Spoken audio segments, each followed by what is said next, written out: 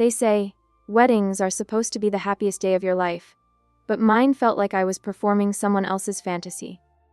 As I stood in the mirror, adjusting the lace veil my mother insisted on, I didn't see a bride, I saw a well-dressed pawn in the grand show my family had curated for appearances. My mother, Vivienne, was obsessed with reputation.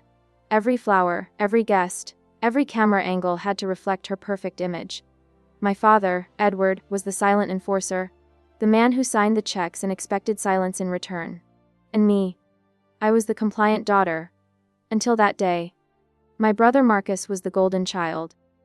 He could crash a car and my parents would call it a youthful mistake. When I got a small tattoo at 20, my mother didn't speak to me for 2 weeks. That was the balance of our house. Marcus shone, and I was expected to dim around him. But even on my wedding day, he managed to make it about himself. He and his wife Sabrina arrived late, walking in with smug smiles and a camera crew. They were filming for his lifestyle channel. My wedding became his backdrop, his content. My mother gushed about how charismatic he looked in the footage, and I could see her glowing with pride. Meanwhile, my husband Julian stood quietly beside me, his hand trembling slightly as he tried to keep me calm. He wasn't from a wealthy family, and that was something my parents never let us forget. I still remember Vivienne whispering to me a week before the wedding, "You're marrying below your station. Isla, don't make us regret this." But I loved Julian. He was kind, grounded, and real, 3 things my family had forgotten how to be. The ceremony went smoothly, except for one thing. During the toast, my father stood up and, instead of congratulating us, gave a speech about how proud he was of both his children, how Marcus was expanding his business, and how we all strive to be as ambitious as him. The guests clapped awkwardly, unsure if they were supposed to applaud the groom or my brother. My mother laughed elegantly, holding her champagne glass like a queen. I wanted to sink into the floor. After the wedding, my parents gifted Marcus and Sabrina a new apartment in the city as a congratulations for the baby. They gave Julian and me a check for 2,000 ozu, with the words, "Use it wisely." That was my wedding gift. I didn't even want the money. It wasn't about that. It was about what it represented. The hierarchy was clear. I was loved, but conditionally. Marcus was worshipped. Months passed, and things between my parents and me grew cold. They visited Marcus often, bragged about him online, and rarely called me unless it was for a photo op. Then came the anniversary dinner.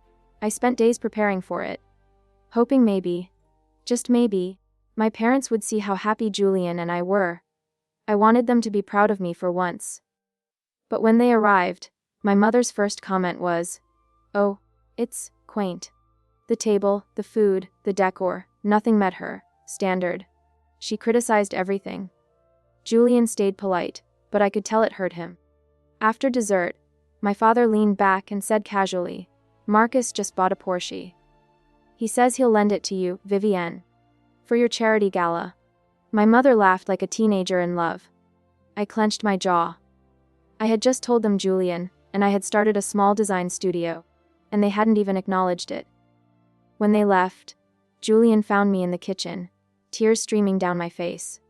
He took my hand and said, "You don't owe them your peace." That night, something inside me shifted. I realized that for years, I had been begging for scraps of affection from people who were incapable of giving it. I didn't want to be pitied. I wanted to be respected. That's when the idea of revenge, quiet, methodical revenge, began to bloom in my mind. It wouldn't be loud or cruel. It would be poetic. I'd beat them at their own game. I'd rise higher than Marcus, higher than their expectations, and make them watch. Over the next months, Julian and I poured everything into our design business. We worked 18-hour days, skipped vacations, and reinvested every dollar. Slowly, our studio began gaining attention. One day, we received an email from a high-profile interior designer, Adele Quinn. She had seen our work online and wanted to collaborate on her next luxury project. That project changed everything. Within a year, we were featured in magazines my mother used to quote at dinner. People began recognizing me, not as Marcus's sister, but as Isla Hart, co-founder of Heartline Studio. The success felt good, but it wasn't enough. Not yet. Because I knew the real revenge wasn't in succeeding. It was in making them see what they'd thrown away. And soon, the perfect opportunity would come. They were planning Marcus's child's first birthday, a massive event with sponsors, press, and influencers. My mother called it a family legacy moment. That's when I decided that party would be the beginning of their downfall. I parked 2 houses down so they wouldn't see me pull up in the charcoal sedan. The driveway had always been Dad's stage. Perfectly swept gravel. The place he'd line up trophies or lawn chairs when he wanted witnesses. But today the stage looked smaller through my rearview mirror. I smoothed my skirt, checked my reflection once more, and walked up to the front door like I belonged.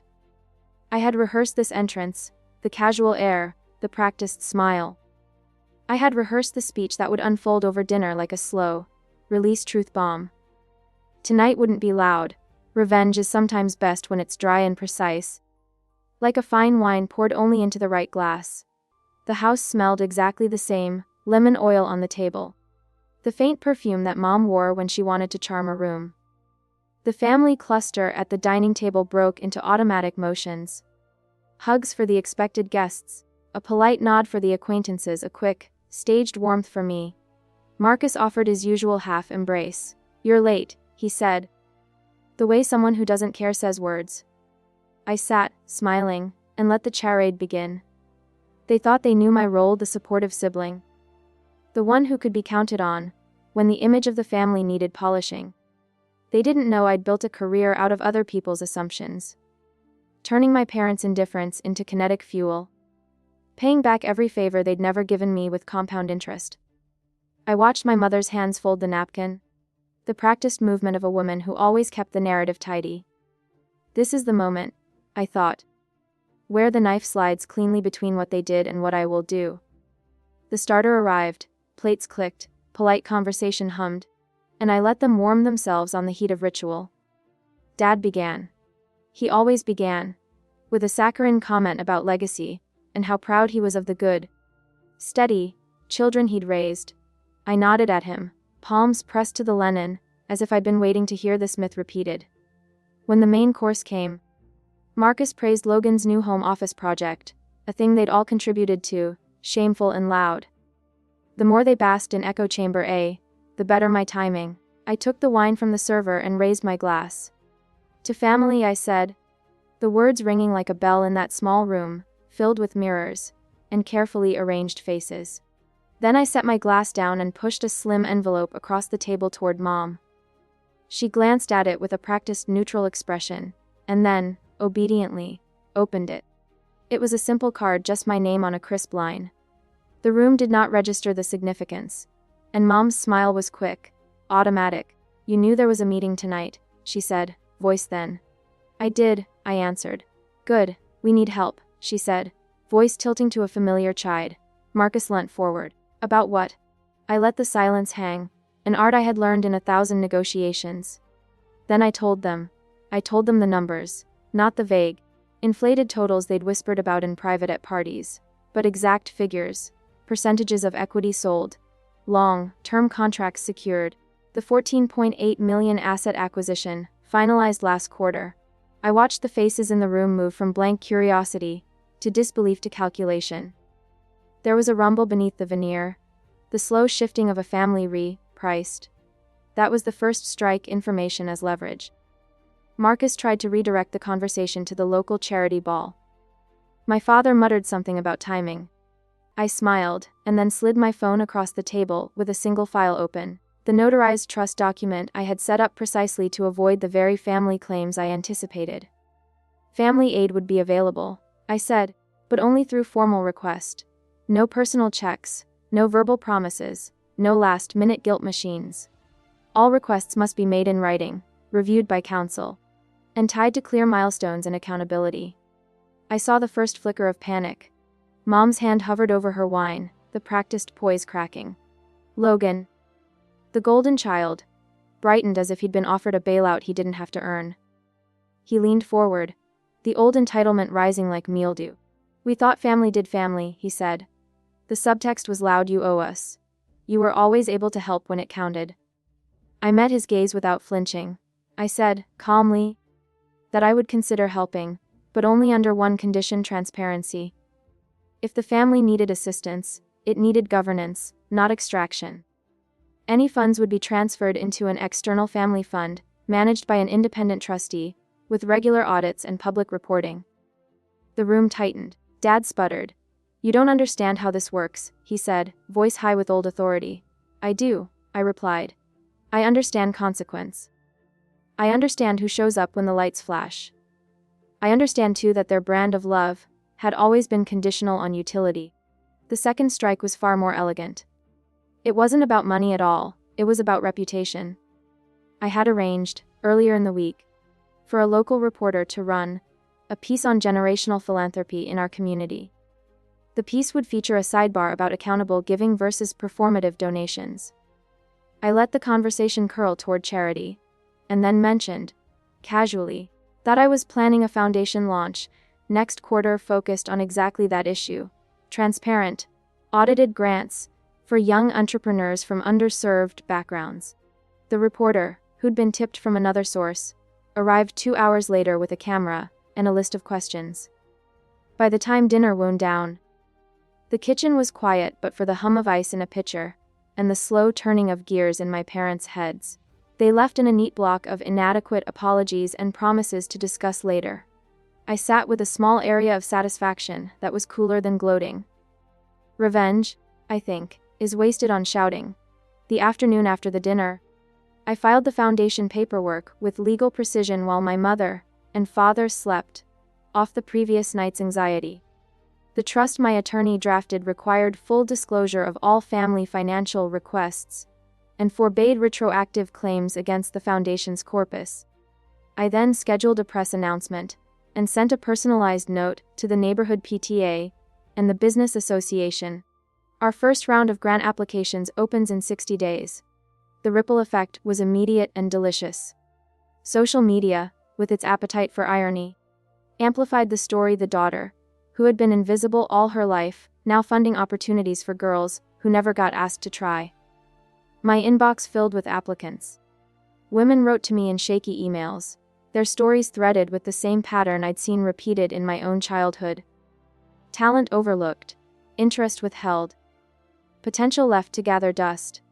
The foundation was structured to be impenetrable to family politics, and that architecture felt like a tidy kind of justice. Legal boundaries can be love too, I told myself. They can be a lesson in accountability delivered without sarcasm. Months passed. My parents called, then texted, then called again, each attempt more contrived than the last. Logan's firm scraped by with bridge loans and half promises. I waited. Bridges do burn, but some embers are better left to glow in the dark fields of lessons learned. One morning, a cousin sent me a forwarded email from a mutual contact. My parents had been talking to a local lawyer about contesting the trust. The email thread exploded in my hands like a test I'd expected and prepared for.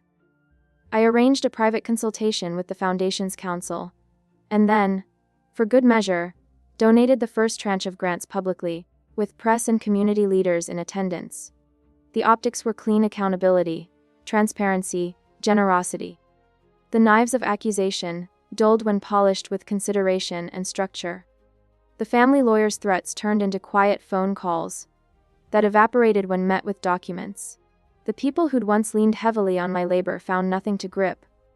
Meanwhile, the girls who received microgrants used them to pay for equipment, for travel, for mentorship. They grew in ways I had only glimpsed in my own youth. Watching their updates felt like a slow, sweet absolution. Revenge in the old mythic sense, ruin and spectacle, had a short shelf life. My kind of revenge was quieter: it was reallocation. I reallocated their entitlement into opportunities for strangers, and I refused to be the mechanism that fed their sense of entitlement.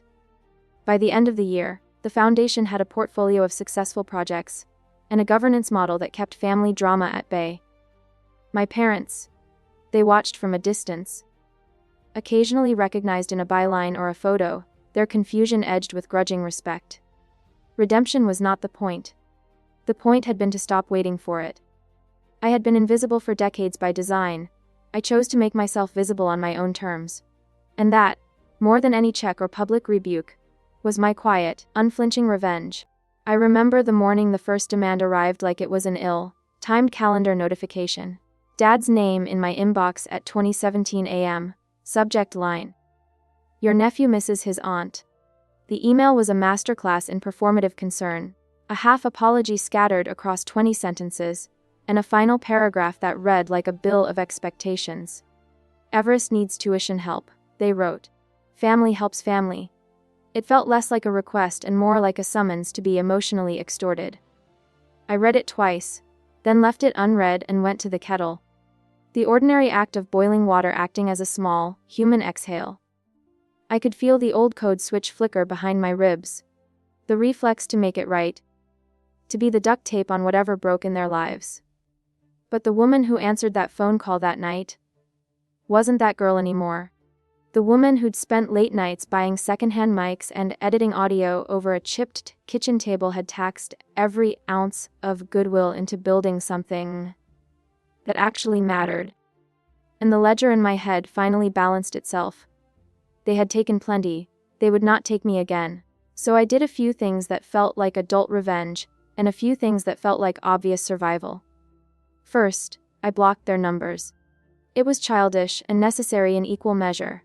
Second, I called my lawyer and asked how much it would cost to demand all future contact go through official channels. She said a sternly worded cease and desist could be drafted in 48 hours. Third, I scheduled a meeting with my board to talk about a structural change I'd been circling for months. The Heartline Foundation, a legally independent trust designed to fund media scholarships for girls raised in households that taught them to quiet their ambitions. I didn't want to cut my family off just to spite them. I wanted to rewrite the bookkeeping of obligation. Money for love wasn't friendship. Donations shouldn't be disguised as emotional blackmail, and if anyone expected me to fund adult children they'd raise to entitlement, they shouldn't get to treat my success like a ransom. When I announced the foundation to the board, the room hummed with the careful kind of excitement I love. Strategic, mission, focused, and glassy-eyed in the best possible way. Julian stood beside me in spirit at first, then in person, his steady hand on my back when the first press inquiries came. People wanted to know why a successful media entrepreneur with lucrative exits would funnel millions into scholarships, instead of expanding into audio ad networks. I wanted to tell them the truth in the kind of 700-word essay that makes people uncomfortable, because I knew what invisibility felt like, and because there are so many other girls who will never get a second chance unless someone writes the check. Instead, I said something cleaner in interviews. I want to invest in potential where others invest in spectacle. Clean, but not dishonest. The message spread. The first donor meeting was electric. Women in executive jackets and men whose LinkedIn pages did not make me nervous. They came because the mission was taught, and because my track record showed I could turn idealism into revenue streams that sustained people's work, instead of using them as PR props. The irony is delicious. Those same networks that had ignored my family drama were now the ones calling with sponsorship offers for Heartline's inaugural gala. Meanwhile, the family, I should say my family, reacted exactly how I'd predicted. The initial email led to 7 more. Then 2 voicemail tirades that got aggressive enough my assistant flagged them. Dad called once. I let it go to voicemail, because I wanted the decision to be mine, not a reflex. Marcus showed up at my office unannounced 3 days later, standing in the glass-walled foyer like he owned the view. He'd always been good at filling space with swagger. This time he used it like a bludgeon. "Isla," he said, like I was an errant intern. "We need a family meeting." People watched, their curiosity pricked by the intruder who smelled faintly of cheap cologne and entitlement. I asked my receptionist to give him my schedule. She handed him a printed copy of my calendar and said, politely, the earliest available slot was in 3 weeks. He left with a snarl, the sort of face that looks good in tabloid captions. After that, the pressure got more methodical. My father called investors he remembered from decades ago and hinted broad things about concerns At Heartline Media, a company I'd built from nothing to a profitable network. A producer I'd coached when she was starting out called to say a family friend had reached out to ask about possible conflicts of interest. Nothing tangible happened. My legal team moved with the speed of predator birds, and we documented everything. But the smear strategy felt familiarly petty and oddly effective at making me hold my breath. I let it be noted. Then I struck back with strategy instead of anger. The day I finalized the foundation's legal protections, I woke up early and drove across town to the planner who'd produced the family calendar my mother once misread like scripture. I signed the documents in a beige office that smelled like mahogany and new beginnings. That afternoon I drafted the foundation charter and set an audacious number as seed capital. Enough to matter, but not enough to become theater. Not long after, I issued a press release that made the rounds. Heartline Foundation, committed to funding female storytellers from underserved backgrounds, launched with a mission to distribute media scholarships and mentorships. I explained nothing about my family in the release. I didn't have to. The story wrote itself once the reporters called. The curious thing was how quickly the narrative turned in my favor. People love underdog to founder stories, and I had that in abundance. The next week my mother called my office to talk. Security met them at the door, an unpleasant but necessary signal that my life was mine to run. And when my parents refused to be routed through HR, I asked our receptionist to escort them back to the street. My mother cried on the sidewalk like a woman who discovered the weather had changed, not the climate. In court terms, I owned every step I'd taken. Legal counsel had advised the blocks, the cease and desist, the documentation. In moral terms, I felt cleaner than any of my answers would make her feel. The foundation grew fast because it was useful, and because useful things make good company. We started mentoring girls, full-time, pairing scholarship recipients with producers and editors who actually listened. Fans wrote me letters that moved me in ways my parents never did. I heard you speak, and finally told my mother I wanted to study film. One message read. That was the kind of currency I'd been chasing my whole life. Non-familial, durable, honest. When Marcus's financial issues became public, investors quietly pulling back after audits flagged messy ledgers, my parents called me in a panic, then tried to charm me with late-night guilt-laden voicemails about family obligation. I did something small and electric. I sent a single email to my family's personal accounts, offering 3 options: public apology and therapy together, mediated financial transparency, or zero involvement. Choose one. No threats, just choices. Silence answered first, then the predictable bluster. Marcus posted a rant about ungrateful sisters and family values. A cousin leaked internal family photos to a tabloid. My mom left a voicemail about the shame.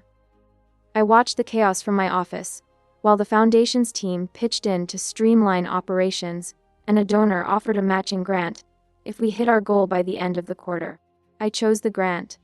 I built momentum into donation drives and panels and mentorship hours, and as the foundation's calendar filled, so did the cracks in my parents' bravado.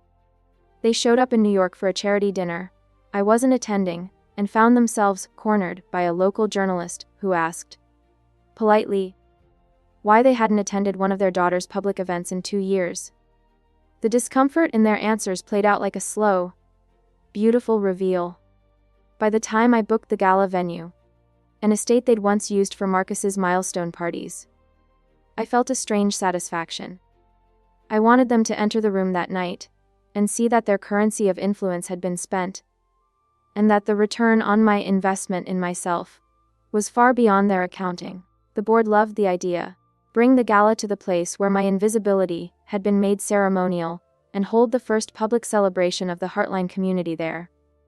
Invitations went out. Press kits were prepared, and I added one more thing to the event list: a short speech about being seen, that I intended to give with all the precision of a scalpel. The week before the gala, my phone lit up with a text from Mom, the kind of message that tried to braid apology and entitlement into a single request. I typed back 3 words and hit send. See you there. They accepted. That was the last calm moment, before everything escalated into the perfect kind of storm that makes for good endings. And for the first time in years, I slept without checking my phone every hour. The night of the gala felt unreal, like stepping into a movie I'd accidentally written about myself. The estate looked almost identical to how it had during Marcus's engagement party years ago. Same golden chandeliers, same sprawling staircase, same expensive arrogance that used to remind me I was just a supporting character in their perfect family production. But this time, everything about it was mine. My foundation's name shimmered across the entrance in soft gold light. Heartline Foundation Gala. Empowering women in media. The very walls that once echoed with my parents' pride for my brother now held my story, my mission, my voice. People greeted me with respect. Genuine curiosity, not performative smiles. Donors, journalists, producers, even girls whose lives we'd changed. Everyone was there for the cause. I stood by the stage, perfectly calm. When I saw them arrive, my parents came in first, my mother clutching her pearl bag, my father scanning the crowd, like a general trying to gauge the battlefield. Marcus trailed behind, looking thinner, older, worn down by the debts and bad deals he'd tried to hide. I watched from a distance, invisible in plain sight, just like I used to be. Except this time, the power dynamic had flipped. They were the guests, I was the host. The irony could have written its own headline. They looked around like they were trying to locate the real adults, the ones they were used to reporting to, but everyone was looking at me. A server offered them champagne, and my mother's nervous laugh filled the air as if bubbles could erase shame. When it was time for the speeches, I walked onto the stage. Applause erupted, the cameras flashed. My foundation's logo lit the screen behind me. I took a slow breath, adjusted the microphone, and began. There was a time, I said, when I believed being quiet was the same as being good. When I thought that if I worked hard and stayed small, I'd earn space at tables where decisions were made. But what I learned instead is that silence doesn't buy you belonging. It buys you erasure. So I stopped asking to be seated and built my own table. The crowd responded with a wave of applause. My parents' faces went pale. I could see Marcus's jaw tighten. I continued, each word sharper than the last but polished with grace. The women we support through this foundation are proof that worth doesn't require permission. They are dreamers who refuse to shrink, storytellers who turned rejection into resilience, and fighters who know that the best revenge is thriving. More applause, louder this time. My chest felt steady. The speech ended with a simple thank you, but the message underneath was heavier. I had freed myself, and no apology could undo that. Afterward, people surrounded me for photos, interviews, handshakes. My parents lingered near the back of the room, visibly uncomfortable, unsure whether to approach or leave. Marcus didn't wait. He stormed up to me near the dessert table, voice low but dripping with venom. You really think this fixes anything? You embarrassed us, Isla. You made us look like fools. I smiled, calm and unshaken. You managed that part on your own. He clenched his jaw. You think you're better than your family now. I leaned in, voice quiet enough for only him to hear. No, Marcus. I think I'm finally free from it. His expression cracked for just a second. Enough to reveal fear underneath the arrogance. Then he turned and stormed off, muttering something about lawsuits that would never hold weight. My parents followed, faces flushed, and I didn't stop them. I didn't need to. Revenge isn't always loud. Sometimes it's standing tall in the room, where they once made you feel invisible, and watching them realize the power is no longer theirs to take. Later that night, after the music softened and guests began to leave, I stepped out onto the terrace overlooking the city lights. The air was cool, the kind of stillness that feels like peace. Julian joined me, his hand finding mine. You did it, he said softly. No, I replied, eyes on the skyline. We did it. Every woman who's ever been underestimated did it. My phone buzzed. A message from an unknown number. I opened it without thinking. It was my mother. I'm proud of you. I just wish you didn't hate us. I stared at the screen for a long time. The old me would have replied immediately, eager to mend what they'd broken. But I'd learned something vital: closure doesn't always require conversation. Sometimes, silence is the final word. I locked my phone and slipped it into my bag. The next morning, news of the gala trended across social media. Headlines praising the event, highlighting our mission, sharing clips of my speech. My inbox filled with partnership offers. Donors pledged millions within days. Heartline had officially become a movement. But the real victory came quietly a week later when I received a letter, handwritten, shaky but sincere, from one of our scholarship recipients. She wrote, "Your story gave me courage to stop hiding my voice. I applied to film school today." I read it twice, tears stinging my eyes. That was it, the full circle moment. Every insult, every humiliation, every night I doubted myself, it all led here. And unlike my family's kind of legacy, this one would actually matter. A month later, an industry magazine did a feature titled, "The Woman Who Rebuilt Herself from Rejection." The photo shoot took place in my office, surrounded by the foundation team. When the article came out, it mentioned my family only once. In passing, with a single line, she turned personal betrayal into public empowerment. I couldn't have written it better myself. My parents never reached out again after that text. Marcus's business eventually collapsed, swallowed by the same arrogance that once made him untouchable. Rumors said he tried to start something new under a different name, but reputation is a shadow that follows you, and has never left. I didn't celebrate his downfall. I didn't need to. The best revenge isn't ruining someone else's life. It's living yours so well that their opinions become irrelevant. On the foundation's first anniversary, I stood on the same terrace, where I'd once made that silent promise to myself. The city below glimmered like 1,000 possibilities, and I finally understood what freedom really felt like. Not the kind you prove, but the kind you simply exist in. I raised a glass of champagne to the sky, smiling. "Here's to being seen," I whispered. And for the first time, it didn't matter who was watching.